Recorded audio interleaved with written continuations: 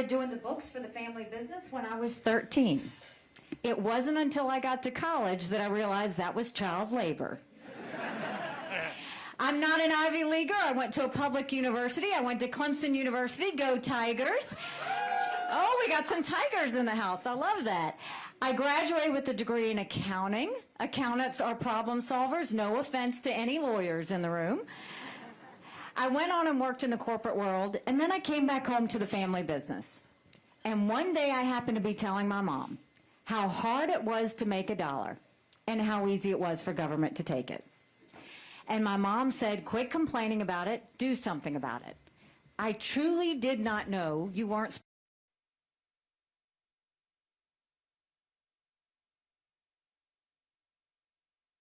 supposed to.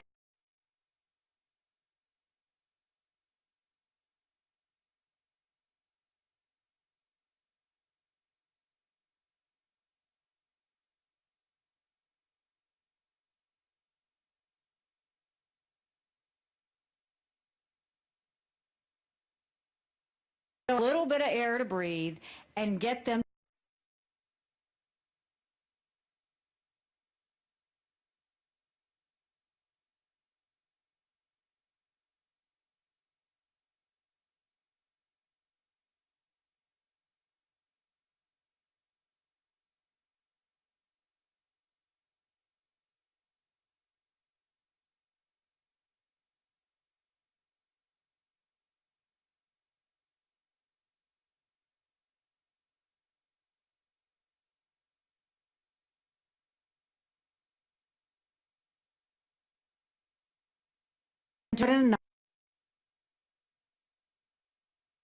and the Speaker of the House said, put the bill away. We don't need to have it. We will decide what the public needs to see and what they don't. Long story short, when I wouldn't put the bill away, when I went around the state of South Carolina telling them what was going on with voice votes, they stripped me of everything. They took away all my seniority. They demoted me off of my committees. I could take the well, I could sponsor a bill, no one would co-sponsor. So I ran for governor. And I'm proud to say one of the first bills we signed into law is now in South Carolina. Anything important enough to be debated on the floor of the House or the Senate requires a legislative vote on the record, and we took it a step further and did it on every section of the budget as well. And I love, thank you.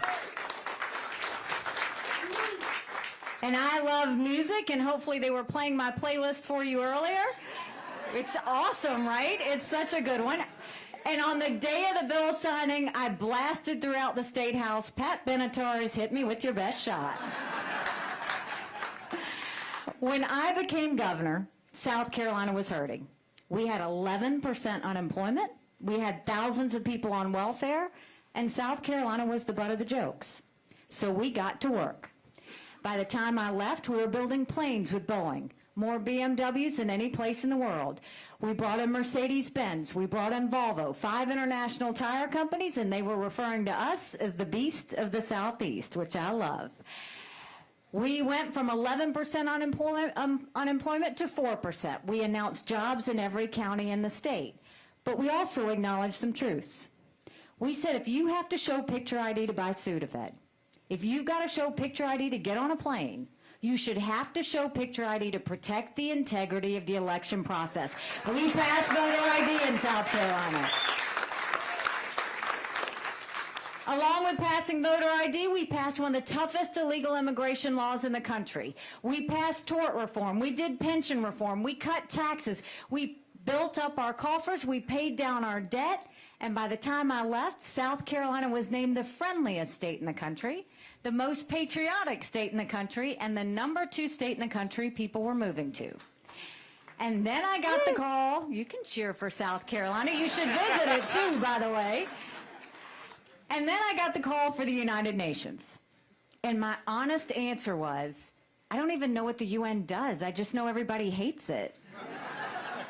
And I wasn't wrong about that. But when I got to the UN, I wanted countries to know what America was for and what America was against. I didn't care if they didn't like me, but I wanted them to respect America. And we got to work. We pulled ourselves out of the Iran deal. We pulled ourselves out of the Paris Climate Agreement that wasn't putting any onus on China and India, but just putting it on America. We got ourselves out of the farce that was the Human Rights Council. We moved the embassy from Tel Aviv to Jerusalem. And we pushed China to pass the largest set of sanctions against North Korea in a generation and ended the ballistic missile testing. But of all the things we did, the one that to me was the most important was we took the kick me sign off of our backs, and America was respected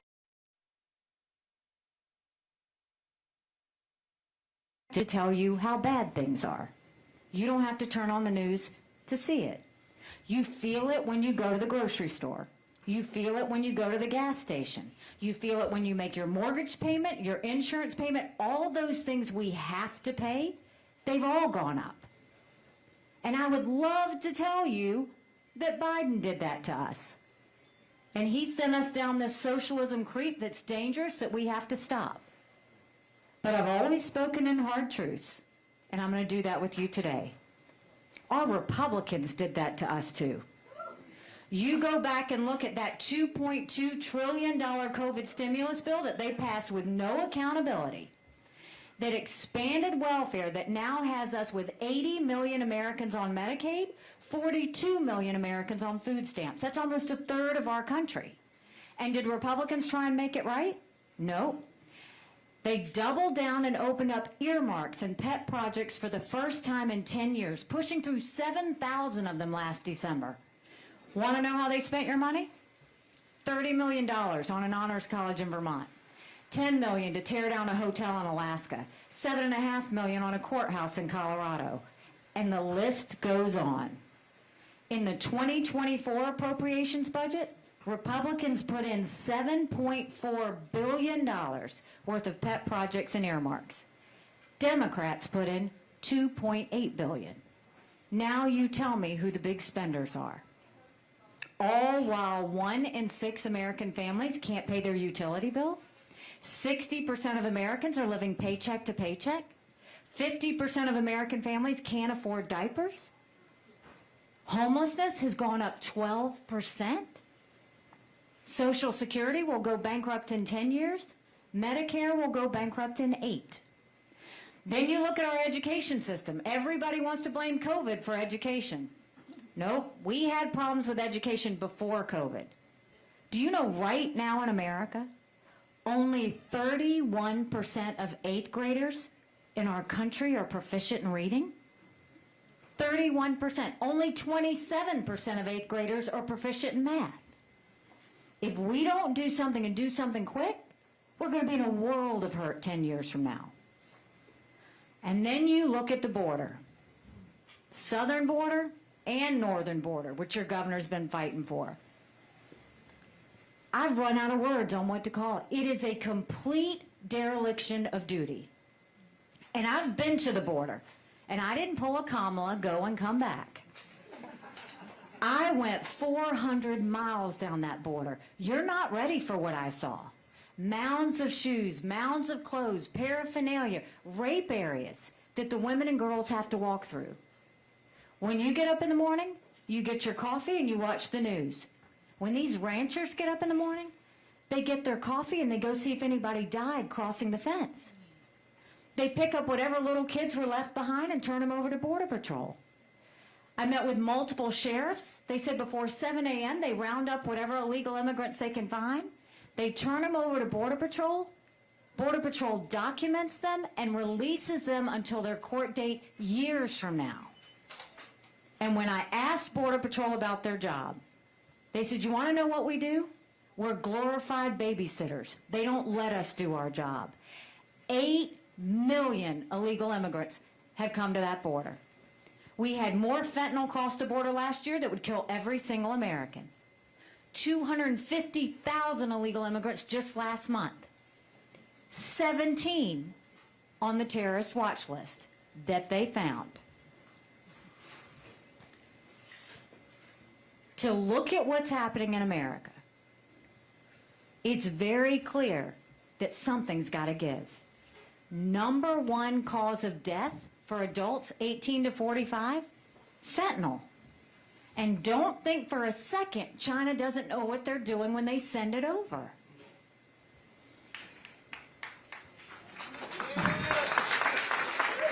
We've got one believer against China over here.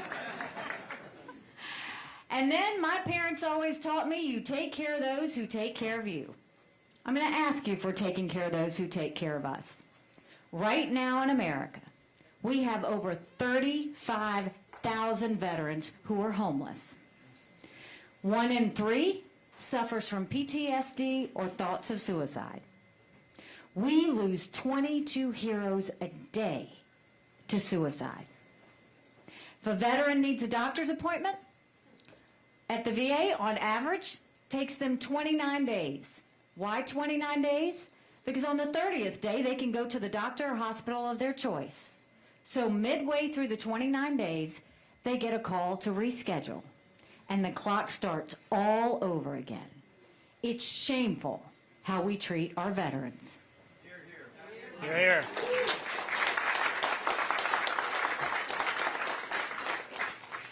And then you turn on the TV and you see Congress, right? What has Congress done for you lately? You know, Congress has one job, and that's to try and get a budget put together on time to pay for government. Do you know Congress has only given us a budget on time 4 times in 40 years? Think about that, 4 times in 40 years. You know what I say? No budget, no pay. That's what we need to start doing. Don't you think it's time we finally had term limits in Washington, D.C.? Yes!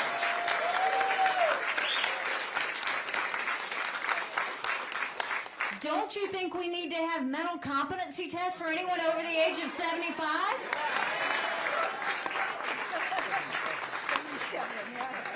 Now, I'm not saying that to be disrespectful. We all know people who are over 75 that can run circles around us. And then we know Joe Biden. Congress is the most privileged nursing home in the country right now. It's true. These are people making decisions on our national security. These are people making decisions on the future of our economy. This isn't anything to play with. We need people at the top of their game. So that's a lot of bad, right? It's hard to find anything good. But now I'm going to tell you what I told South Carolinians when I became governor. No more whining. No more complaining. Now we get to work. How do we fix it? When it comes to the economy, we start by clawing back to over $100 billion of unspent COVID dollars that are still out there.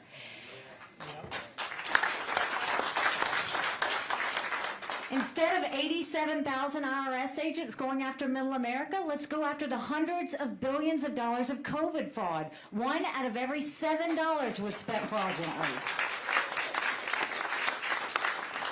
If 8% of our budget is interest, quit borrowing. Cut up the credit cards. You have to balance a budget every day. Chris and I had to balance budgets as governors. Why is Congress the only group that refuses to balance a budget? We'll stop, well, you said it, I didn't, but we'll stop the spending, we'll stop the borrowing, we'll eliminate the earmarks, and I will veto any spending bill that doesn't take us back to pre-COVID levels. That will save us trillions. We will take all the federal programs we can find and we will send them down to the states. That way we reduce the size of the federal government and we empower people on the ground. Do you know right now 70% of our federal employees are still working from home 3 years after COVID? Do you know 75% of most of our agencies are sitting empty? We're paying for that. Let's reduce the size of the federal government. Let's empower the states in the process. And we need to open up the middle class. We are watching the rich get richer and the poor get poorer. We've got to let the middle class breathe. That's why we want to eliminate the federal gas and diesel tax in this country. We're going to cut taxes on the middle class, and we're going to simplify those brackets. And we're going to make small business tax cuts permanent. They made the corporate tax cuts permanent, but they made the small business tax cuts temporary. We're going to make them permanent and prove that they are the heartbeat of our economy. Woo! That's how we'll tackle inflation and starting to pay down debt and getting our economy on track. When it comes to education, we knew in South Carolina if a child couldn't read by 3rd grade, they were 4 times less likely to graduate high school. So we started holding these kids back instead of pushing them forward. We brought in their parents. We did reading remediation programs, and we set them up for success. We're going to do that all over this country. We have got to get our kids reading again. And no parent should wonder what's being said or taught to their child in the classroom. We need complete transparency in the classroom. As parents, we have one job, and that's to make sure we get our kids right. That's why every parent should be able to decide where their child goes to school and what mode of education they get. They know their kids the best. Every child deserves a good education, regardless of where they're born and raised. Stop mandating their education based on a zip code. And then let's start building things in America again. Let's put vocational classes back into our high schools.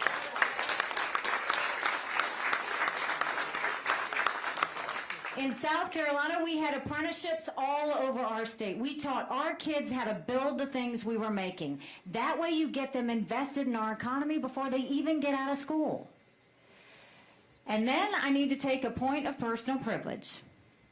For all you girl dads out there, and all you strong moms, we have to grow strong girls. Strong girls become strong women. Strong women become strong leaders. And none of that happens if you have biological boys playing in girls' sports. We got to cut that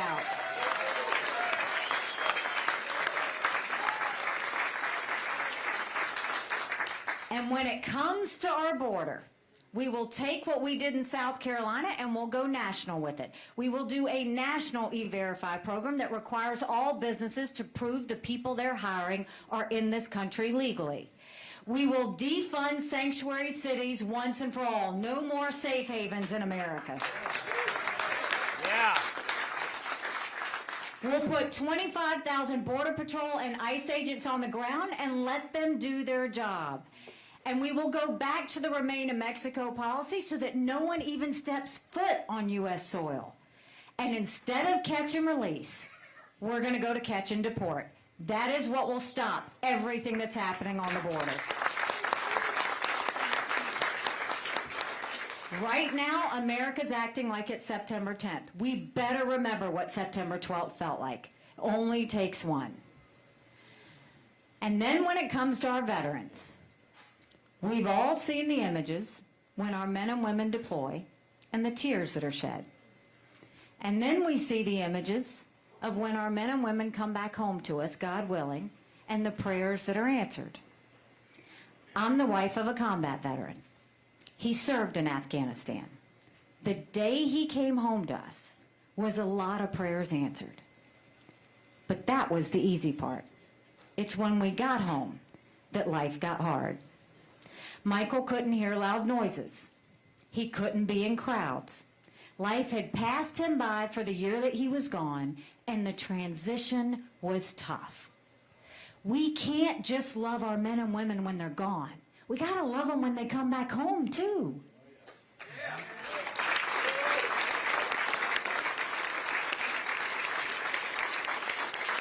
We have to do better than just a measly 2-week transition. We need to take care of them for the rest of their life. We need telehealth so they can get the mental health care they need right when they need it.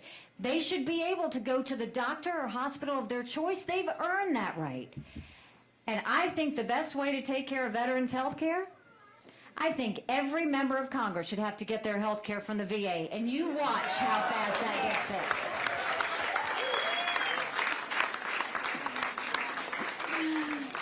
You know it. It'll be the best health care we've ever seen, guaranteed. And there were 2 things when I was at the United Nations that China, Russia, and Iran never wanted us to have.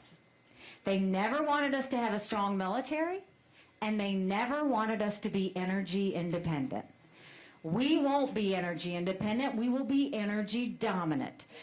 We will get the EPA out of our way. Right now, they care more about sagebrush lizards than they do about whether we can afford our power bill.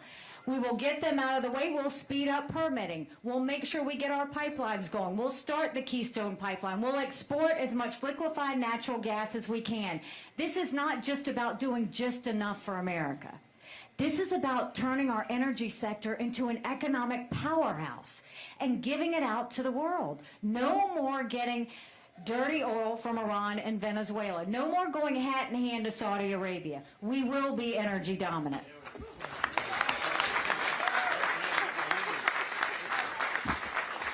So those are the domestic issues. Now let's talk about national security. The world is on fire, literally. We've got a war in Europe. We've got a war in the Middle East. North Korea just tested an intercontinental ballistic missile capable of reaching the United States. China's on the march. But make no mistake, none of that would have happened had we not had that debacle in Afghanistan. The idea that my husband and his military brothers and sisters had to watch us leave Bagram Air Force Base in the middle of the night without telling our allies who stood shoulder to shoulder with us for decades because we asked them to be there. Think about what that told our friends. More importantly, think about what that said to our enemies. And now you look at Congress, and what's Congress asking you? They're saying, well, do we support Ukraine or do we support Israel? Do we support Israel or do we secure the border? Don't let them lie to you like that. It's so wrong. They're giving you a false premise, and I'll tell you why. Let's start with Ukraine. You should know, at the United Nations, Ukraine was a great friend to us. They voted with us on everything. They supported all of our initiatives, whether we asked for help or not. We got one Ukraine supporter out there. Having said that, here you have a pro-American, freedom-loving country who was invaded by a thug. 500,000 people have been murdered or injured because of Putin. Now, for all of you that ask the question, why should we care about Ukraine? That's a legitimate question for you to ask. You should ask that question. But no one has given you the answer. The reason we care about Ukraine is because I saw at the UN, dictators, terrorists, and thugs always tell us exactly what they're going to do. They're amazingly transparent. Hamas said they were going to invade Israel. China said they were going to take Hong Kong. We watched it.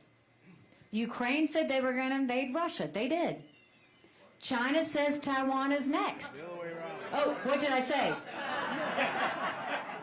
Russia said they were going to invade Ukraine.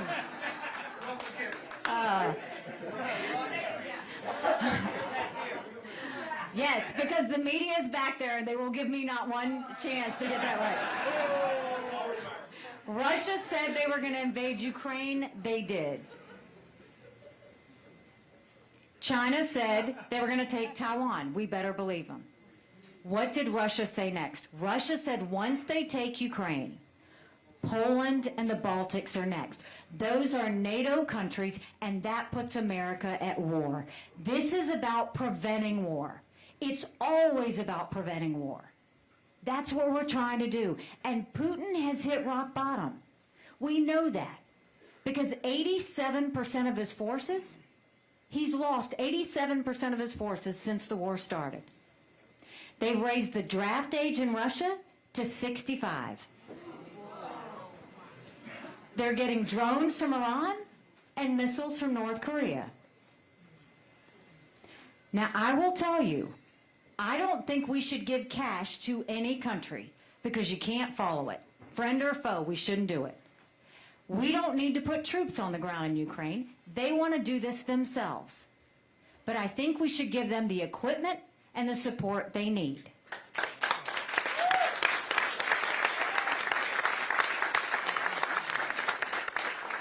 Now, if we support Ukraine, that's only 3.5% of our defense budget. That's it, 3.5%.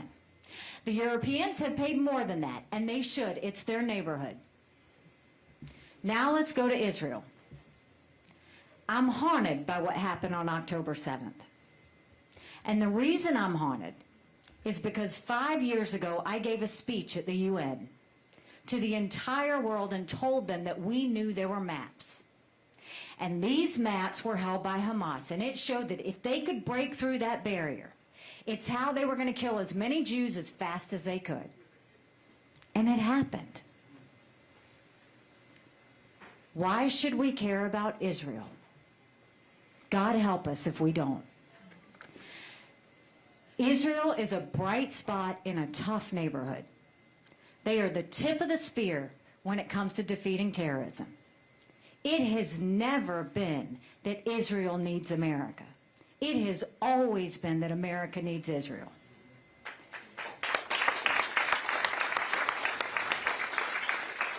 And if you look at what happened on October 7th, when they beheaded those people and burned those babies alive and took those girls from that concert and raped them and dragged their naked bodies through the streets of Gaza, what did they say? Death to Israel, death to America. That's why we need to care. Remember when I told you Putin had hit rock bottom? The horrific day of October 7th is Putin's birthday.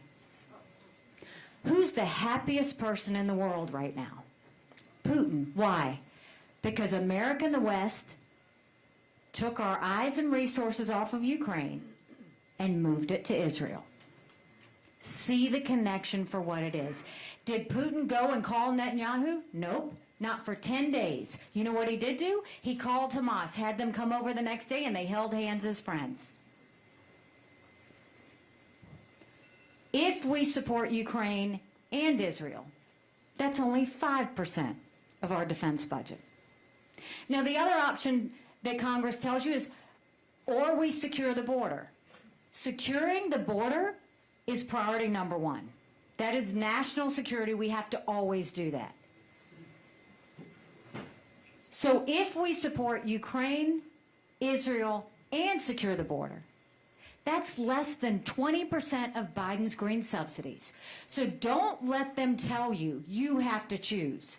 You tell them you choose national security. You tell them you choose preventing war. And you tell them their job is to keep Americans safe.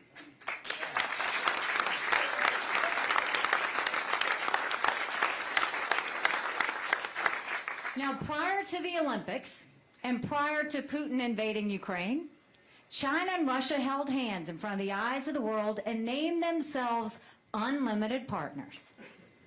So let's talk about the biggest threat that America faces, and that's China. China has been planning war with us for years, and that's not an exaggeration. They're already here. They've already infiltrated our country. They bought 400,000 acres of U.S. soil, most recently near Grand Forks Air Force Base, where our most sensitive drone technology is. They put millions of dollars into our universities, stealing our research, spreading Chinese propaganda. They continue to use their certain technologies that build up their military and threaten America. The Biden administration approved 70% of those last year. The Trump administration approved even more than that. Everybody got upset when that Chinese spy balloon went overhead, right? And rightfully so. What about the fact that 90% of our law enforcement drones are Chinese? Think about the mini surveillance that's happening. You've got Chinese police stations across our country.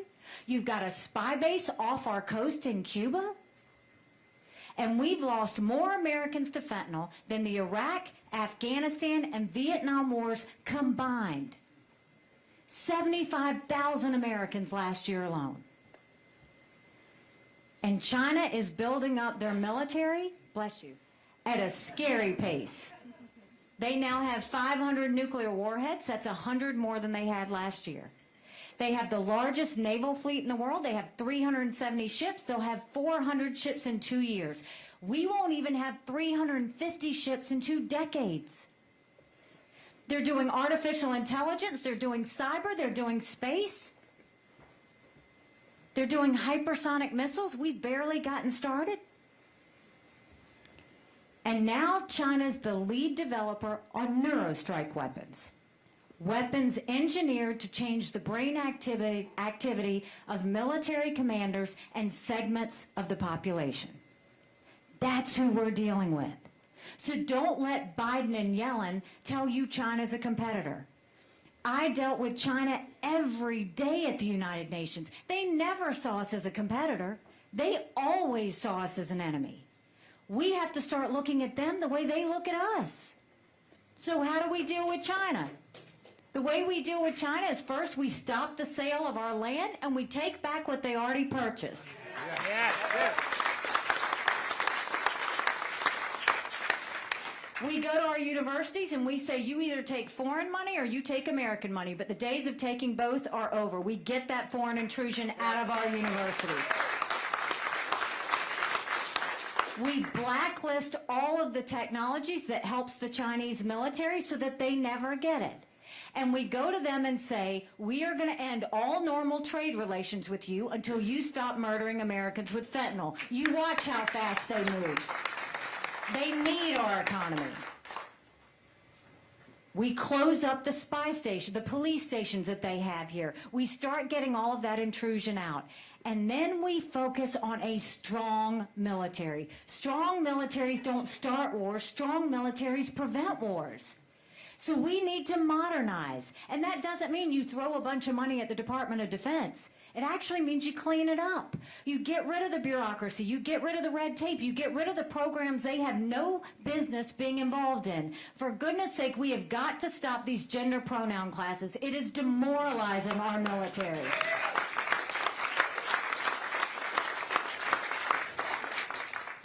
And then we need to focus on the threats of the future. We've got too many generals in there focusing on wars of the past.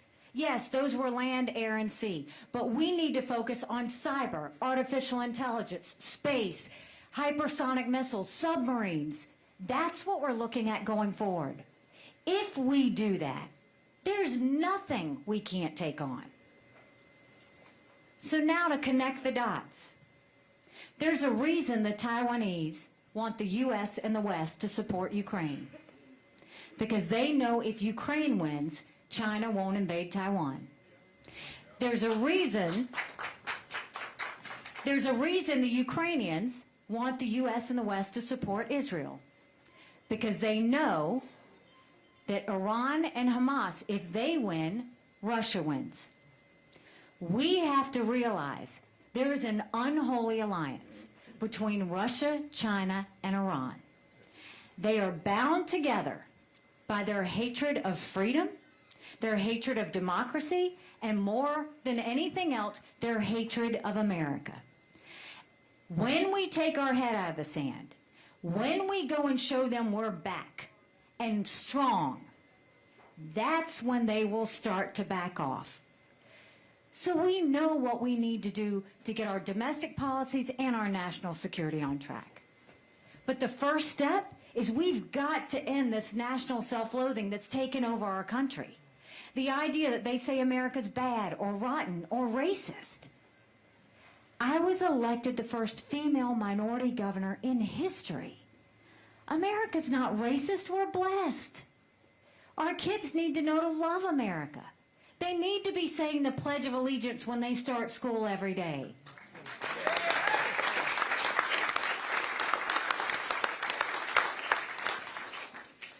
You know, 6 months ago, I dropped my husband Michael off at 4 a.m. for another year-long deployment. And I watched him and 230 soldiers pick up their 2 duffel bags of belongings to go to a country they'd never been, all in the name of protecting America. They're willing to sacrifice their lives and their families because they still believe in this amazing experiment that is America. So if they're willing to sacrifice for us there, shouldn't we be willing to fight for America here? Yes.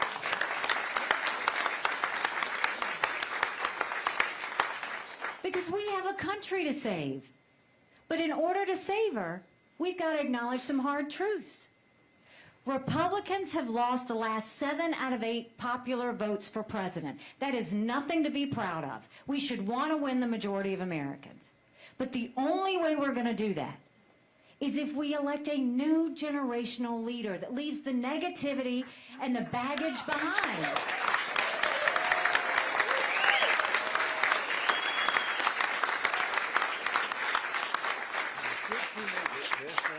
Now, another hard truth. I think President Trump was the right president at the right time. I agree with a lot of his policies. But rightly or wrongly, chaos follows him. You know I'm right. Chaos follows him. And we can't be a country in disarray and have a world on fire and go through 4 more years of chaos. We won't survive it.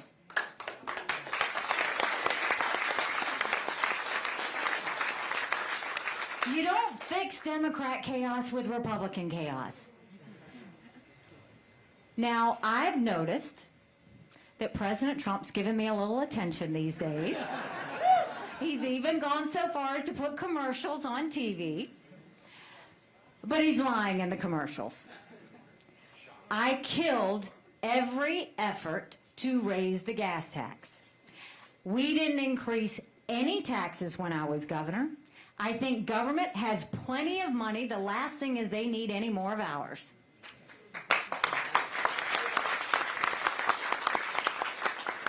President Trump, on the other hand, proposed to raise the gas tax as president by 25 cents. And everybody talks about the economy under Trump and says it was good. And it was, right? But at what cost? He put us $8 trillion in debt in just 4 years. Our kids are never going to forgive us for that. We're now in a hole we're trying to dig out of. That's not the way you get an economy back on track. The way you get an economy back on track is by cutting spending, by limiting government, by allowing people to be free and make decisions for themselves. I have said I'm blessed to have the Live Free or Die governor's endorsement, but you know what I want? I want this to be a live free or die country. Yeah.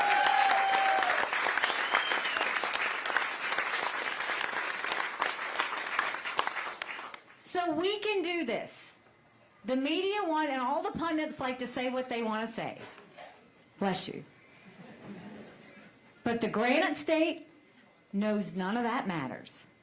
They know what matters is what y'all decide to do at the polls. Y'all set the tone.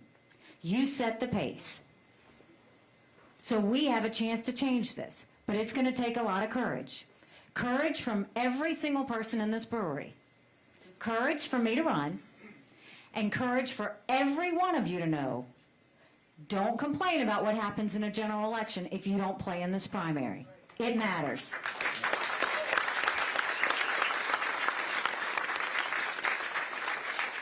In every head-to-head poll, the press covers it a lot, Trump and Biden are pretty much even.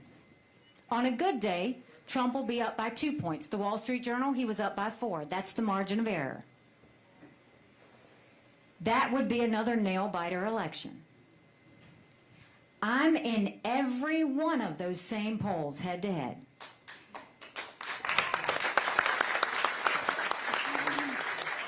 Y'all are clapping like you already know what it is. In every one of those polls, head-to-head, I defeat Biden by double digits. Wall Street Journal by 17 points.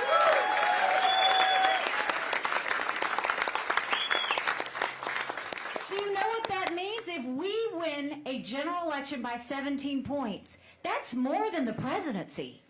That's governorships. That's the House. That's the Senate. You're going into D.C. with a mandate to get inflation under control and get our economy back on track, a mandate to get our kids reading again and school back to the basics, a mandate to make sure we secure our borders with no excuses, a mandate to bring law and order back to our country, and a mandate for a strong America that we can be proud of. Don't you want that? Yeah.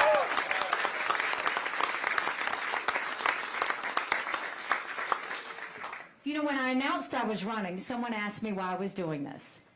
And I said, my parents came here 50 years ago to an America that was strong and proud and full of opportunities. I want them to know that country again. I'm doing this for my husband, Michael, and his military brothers and sisters, because they need to know their sacrifice matters. They need to know that we love our country. I'm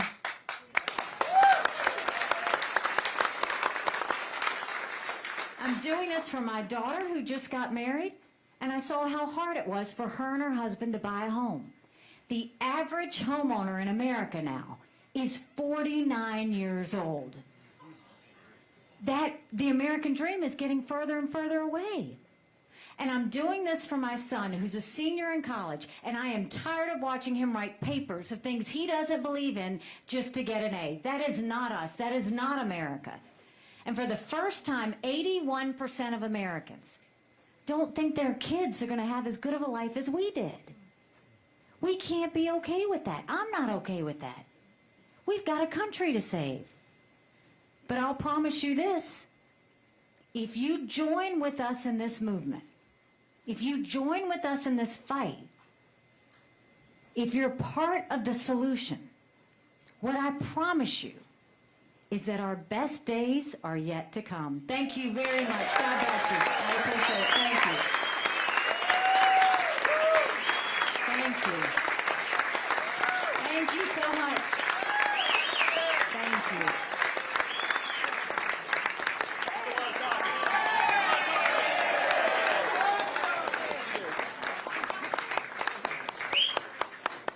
There's two candidates in this race, and the other guy ain't having a beer with you on Thursday, I'll tell you that. No, hold on. I mean, you don't give and then take it back. All right, so now y'all have been so patient to listen to me, and I know it's getting a little warm in here, but we want to open it up for questions. Now we will open it up. We should have a couple of people with mics. Is that how we want to do this? I'm going to see how we can, I know, right? So we'll see how we can do this the best way we know how, or I can call on people. You want to do it? Okay. Okay. Oh, there you are. Okay. Yes, sir. Nikki, on legal immigration, we have the best and brightest from around the world come to our universities, like you said, that we fund, and then we make it almost impossible for them to stay and be entrepreneurs. What's your policy on H-1B visas and caps? It's amazing to me that here we bring in these students from other countries. We train and educate them and then send them back? I mean, this is just common sense. First of all, our legal immigration system is broken. It shouldn't take someone 10 years to become a citizen. And so you look at the situation, what they've done for a long time is focus on quotas. We'll take X number this year, X number next year. It's the wrong way to look at it. Do it based on merit. What is it that we need? What do we not have? What will make our country better? That's the focus we need to have.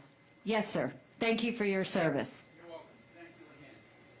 When do we stop importing all of our drugs from other countries? Oh. And because that's the easiest way for fentanyl to get into us. So his question was, when do we stop importing all of our drugs? First of all, when we're focused on China, where over 90% of our drugs seem to come from, we look at China from a national security lens. Let's go back to COVID. During COVID, they asked you to put a mask on, right? The masks were made in China. They asked you to take a COVID test. If you turned it over, they were made in China. If you go down your drugstore aisle, all of those medicines are made in China. The first thing we will do is look at it through the lens of, if China pulled the rug out from under us tomorrow, what do we need to do to keep Americans safe? And the main thing we need to do is, one, make sure that we're focused on those drugs. Now, if we can't do them here, we should go to our friends. That's where these partnerships are going to matter. So when it comes to India, Japan, South Korea, Australia, New Zealand, Israel, the Philippines, that's where we go. India just gave themselves $1 billion stimulus to become less dependent on China. Japan followed suit.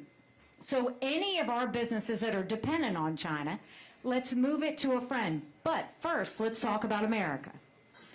There is a company in Bristol, Tennessee, called U.S. Antibiotics. They make amoxicillin. So for all of you parents that have ever had a child with an ear infection, you're very familiar with amoxicillin. It's one of the #1 antibiotics we have on the market. Do you know our government doesn't buy any amoxicillin from that American company? They get it all from China? Bless you. Think about that. Here you have an American company trying to do the right thing, and the U.S. government's not going to support it?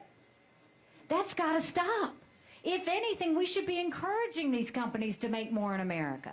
We will focus on that, and the last thing we're going to do is hurt an American company to go help another country overseas. Yes, sir. Governor Haley, thank you so much.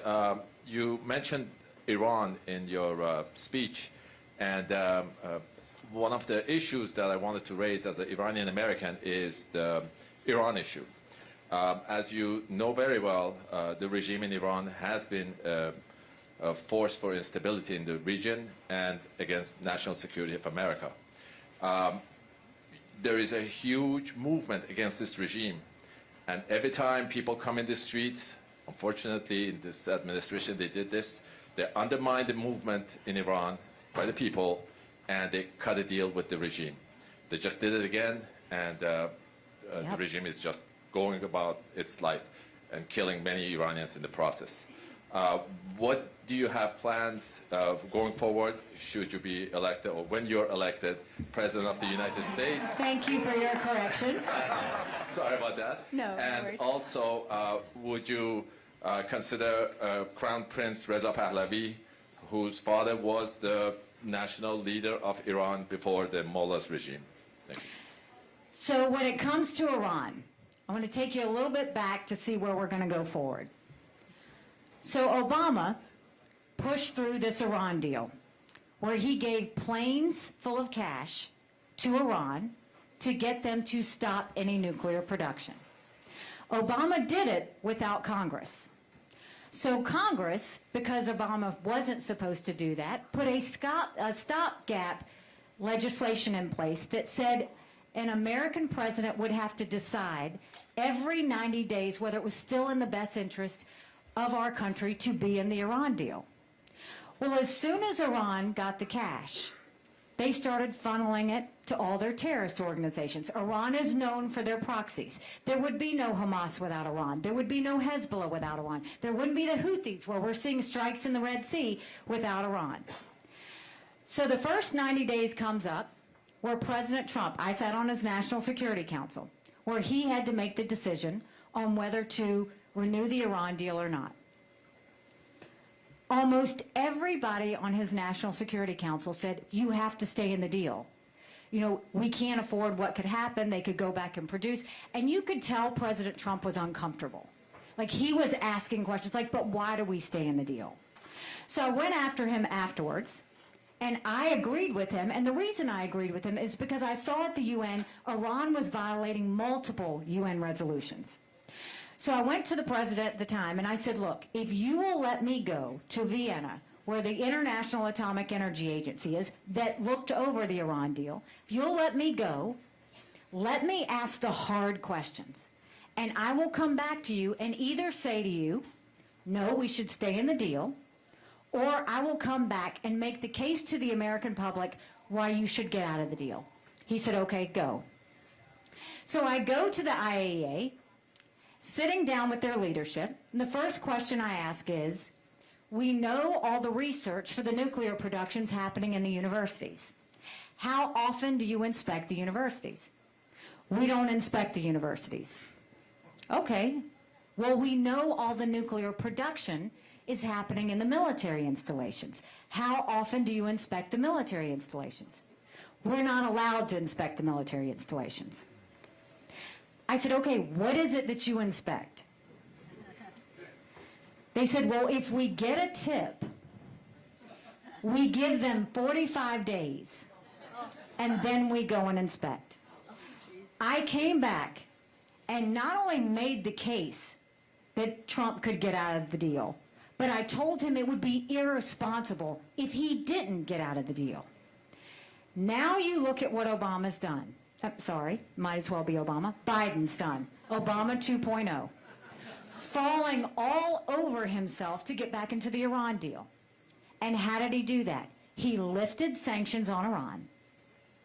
And China is their #1 importer of oil. So they're making billions of dollars.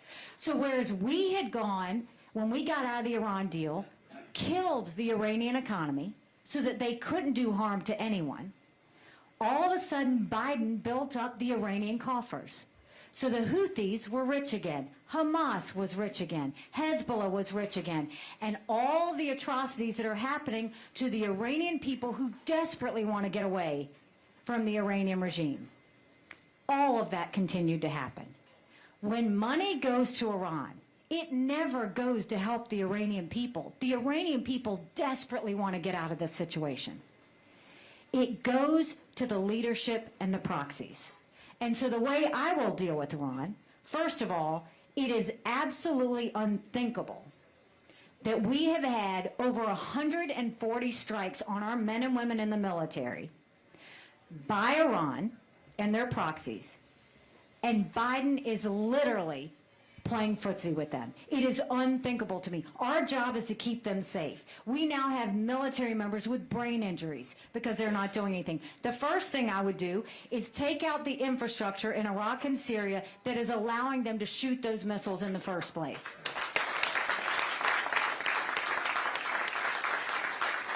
The second thing is, what's the point of having the Iranian ships out there if you're not going to go and protect the commerce that's trying to get through the Red Sea? If they stop the commerce, that's another win for Iran, because what's that mean to us? Inflation, global supply issues, all of that.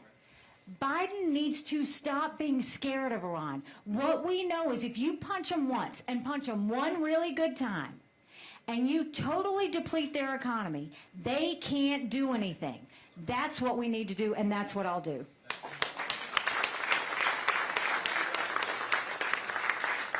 Yes, sir. Hi. Thank you, Governor Haley, for Thank running. you. Really appreciate that for the country. My question is, totally agree that we need to drill for oil, natural gas, all that, go all out. But that's the short term. Long term is going to be green energy, at least I think so. So are you supportive, I mean, drill, agree, but are you supportive of the government helping with new technologies in the green arena? So I am supportive of the private sector helping with new technology. So when you look at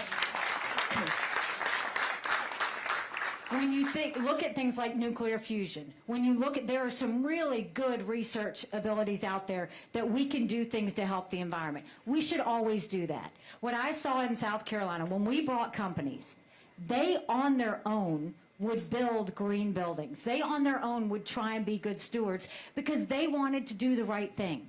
What we need to do is to continue to encourage the private sector to show us ways in that transition. We all want clean air, right? We all want clean water. We all want to know that we're moving in the right direction. But moving in the right direction allows the transition, not saying everybody has to drive an electric car by 2030. Because when you do that, first of all, if everybody drove an electric car by 2030, electric cars are expensive. Secondly, we don't have the infrastructure. And I'm not just talking about charging stations. That's one issue. Electric cars are heavy. Our roads and bridges couldn't handle it if everybody suddenly got an electric car by 2030. Not to mention, did anybody tell Biden that 70% of the batteries in electric cars are made in China, our #1 national security threat? So my answer to you is, yes, we're going to work on the transition. We should always want to do whatever we can to improve the environment, and we should use the private sector to do it. The reason I don't want to use government, I honestly believe government breaks more than it fixes. And I think the private sector can do it faster and better. Tesla would not exist the way it does without the government funding it or giving grants in the beginning. I understand that, but what we found is grants are slow and they're bureaucratic, and they're not as efficient. We will partner with our companies. We will find ways to incentivize them. We will find ways to work with them.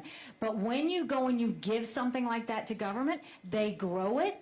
They take their time because they want to continue to have a job, and we don't get the answers as fast. You and I want the same thing. I want to do it with the private sector. Let me do it with the private sector, and I promise you we'll get to the same place. We have time for one last question. Oh, make it a great one. Thank you. Thank you, Governor and Presidential-elect Haley. Thank you. So my question is regarding Social Security and Medicare. You had mentioned 8 and 10 years. This is being kicked down, you know, every time we turn around, someone keeps kicking it down the street. How do we finally get Congress to react as well as the President? $34 trillion in debt. In a couple of years, we'll be spending more money on our interest payments than we will on our defense budget. And if that happens, that's a national security threat. That we are a superpower because of a strong dollar. We lose a strong dollar, we lose that ability. When it comes to Social Security and Medicare, if we know they're going to bankrupt in 10 and 8 years, every other candidate in this race has said they're not going to touch Social Security and Medicare. That is completely irresponsible, because that means you're going to go into, as president, you're going to stay 8 years and leave it bankrupt? You can't do that. Instead, when there's a problem like that, you get in front of it. So there is a way to fix it, and none of you should be fearful about how we fix it. First of all, America should always keep her promises. If you put into a system, you should know you're going to get what you put in. But the way we do it is we change the rules for those like my kids in their 20s. We go to them and we say, we're going to change the rules for you. We're going to change your retirement age to reflect life expectancy. We're going to, instead of cost of living increases, go to increases based on inflation. Let's limit benefits on the wealthy. And let's expand Medicare Advantage plans, because seniors love that, and it creates competition. That is the way we will deal with that. When we start to address it, we'll see what we're dealing with, and we can start to fix it. But we don't have to hurt people to do it. But you don't put your head in the sand and just think somebody else is going to do it. That would leave us in a worse situation. These next 8 years are going to be complicated. But what I can promise you is, I'm going to tell you everything I know. I'm going to tell you exactly how I think we solve the problem, and we're going to end up doing it together. It's the best way to do things. It's how I did it as governor, it's how I did it as ambassador, and it's how I'll do it as your president. So I'll... Go ahead.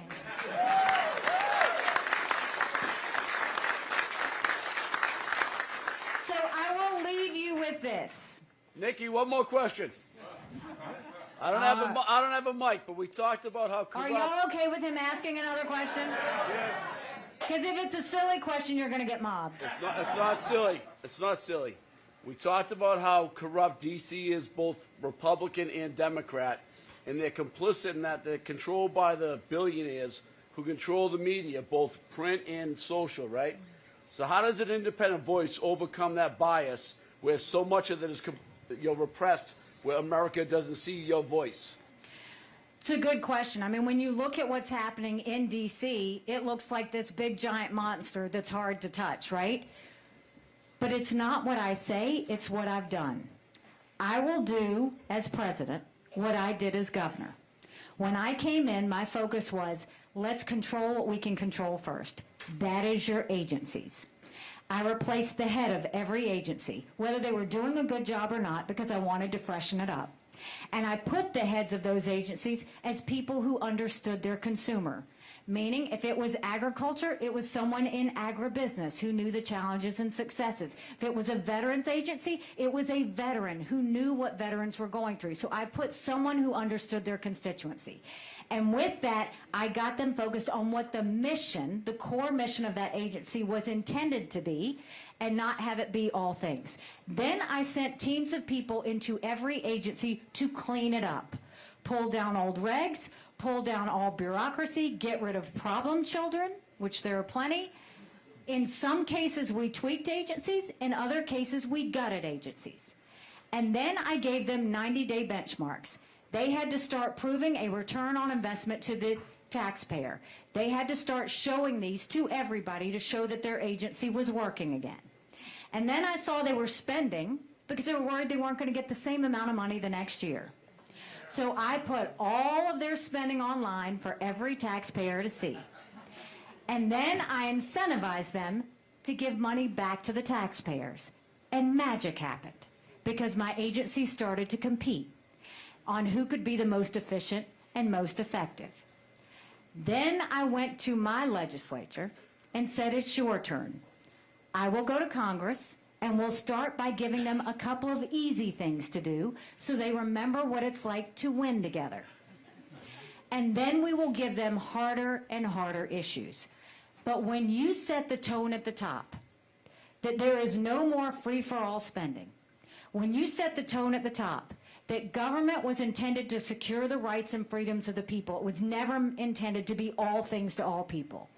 When you send the message that we're going to get back to a results-oriented government, and that we're no longer going to have people working for government, we're going to have government that serves the people.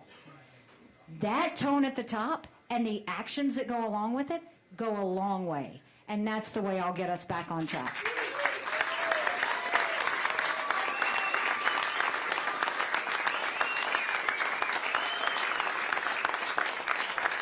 Okay, so I will leave you with this. When I told you I ran against that longest serving legislator in a primary, people laughed at me. And I got to work, and I earned their support, and we won. When I ran for governor, I was actually a Tea Party candidate. I ran against a lieutenant governor, an attorney general, a very popular congressman, and a state senator. I was Nikki Who. I had 3% in the polls, and I had the least amount of money. But I worked South Carolina like no one else, and we won. When I got to the United Nations, they all said I didn't have enough experience. And I got to work and took the kick me sign off of our backs. I have been underestimated in everything I've ever done. And it's a blessing because it makes me scrappy.